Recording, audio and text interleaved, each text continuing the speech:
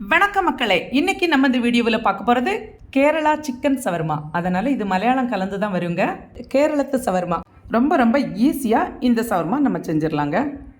வீட்டிலே chicken shawarma எவ்வளோ ஈஸியாக செய்யலாங்கிறத இந்த வீடியோவில் பார்க்கலாங்க. ഷവർമ ഉണ്ടാക്കാൻ വേണ്ടിയിട്ട് നമുക്ക് ഇത്രയും സാധനങ്ങളൊക്കെയാണ് വേണ്ടത്. ക്യാരറ്റ്, ക്യാപ്സിക്കം, മുളക്, ക്യാബേജ്, സബോള எல்லாம் சேர்ந்து என்ன பண்ணியிருக்குது? ഇത് നമുക്ക് വഴറ്റണം. വഴറ്റണം, ചട്ടിയിട്ടിട്ട് വഴറ്റണം. இப்போ எல்லாம் மிக்ஸ் பண்ணி வச்சிருக்குது.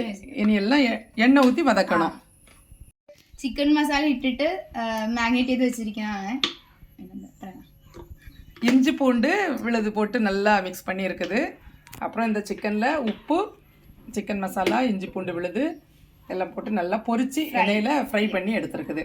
ചെറിയ ചെറിയ പീസാക്കണം ഇതിനെ. അത് നമുക്ക് ചെയ്യാം.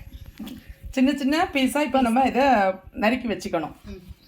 സൺഫ്ലവർ ഓയിൽ ചെറിയ ചെറിയ പീസാക്കിട്ട് இப்போ எல்லாத்தையும் சேர்த்து நம்ம எண்ணெயில் போட்டு நல்லா வதக்கிக்கணும்.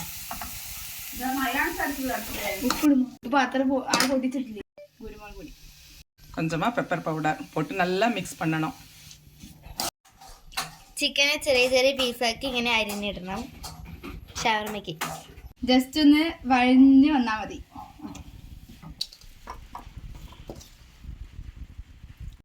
മയോണൈസ് ഇതിലേക്ക് ആഡ് ചെയ്യാം. இதில் என்னெல்லாம் சேர்த்துருக்குது? ഇതിൽ മുട്ട പുഴുങ്ങിയത്, പിന്നെ വെളുത്തുള്ളി, ഉപ്പ്, പഞ്ചസാര, വിനേഗർ, പിന്നെ അത്ര எல்லாம் சேர்த்து மிக்சியில் போட்டு அடித்து எடுத்துருக்குது.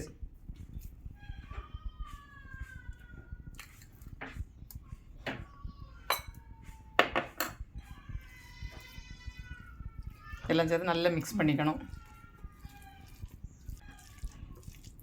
ചിക്കൻ കൂടി ഇടണം. சிக்கனும் இதில் சேர்த்து மிக்ஸ் பண்ணிக்கணும்.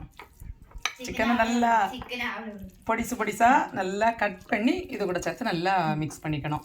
അതുകൂടി ചെയ്യണം. குப்பூஸ் இதுதான் வச்சு நம்ம சவர்மா பண்ண போகிறோம். இது வந்து எண்ணெய் ஊற்றாமல் சுட்டு எடுக்கணும். എണ്ണയൊന്നും ഒഴിക്കാണ്ട് ഇത് ജസ്റ്റ് ഒന്ന് ഇതാക്കി എടുക്കണം, ചൂടാക്കി എടുക്കുക. ഇത് ഇതിലേക്ക് നമുക്ക് ഇടാം, എന്നിട്ട് മിക്സ് ചെയ്യാം. சிக்கனை நல்லா பொடிசாக கட் பண்ணி இது கூட நல்லா மிக்ஸ் பண்ணணும். കുറച്ചിട്ട് അത് മിക്സ് ചെയ്യുമ്പോൾ ചിക്കൻ പീസ് ടേസ്റ്റ് ചെയ്ത് നോക്ക്. കുബൂസിൽ കുറച്ച് മയോണൈസ് തേക്കുക, എന്നിട്ട് അതിൽ ഫില്ല് നിറയ്ക്കുക.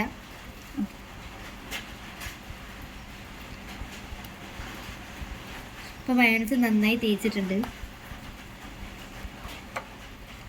ഇനി നമ്മൾ ഉണ്ടാക്കി വെച്ച ഫില്ല് അതിലേക്ക് കുറച്ചിട്ട് കൊടുക്കുക. ഓക്കെ, அவ்வளோதான். இப்போ நமக்கு சூப்பரான சவர்மா ரெடி.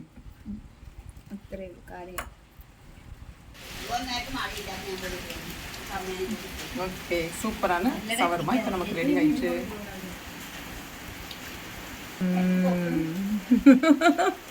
நம்ம வீட்டில் இந்த மாதிரி சவர்மா செய்யும்போது அது ஹெல்த்தியாகவும் இருக்கும், டேஸ்டியாகவும் இருக்கும். நீங்களும் உங்கள் வீடுகளில் இதே மாதிரி செஞ்சு பாருங்கள் மக்களே. தேங்க்யூ. சவர்மா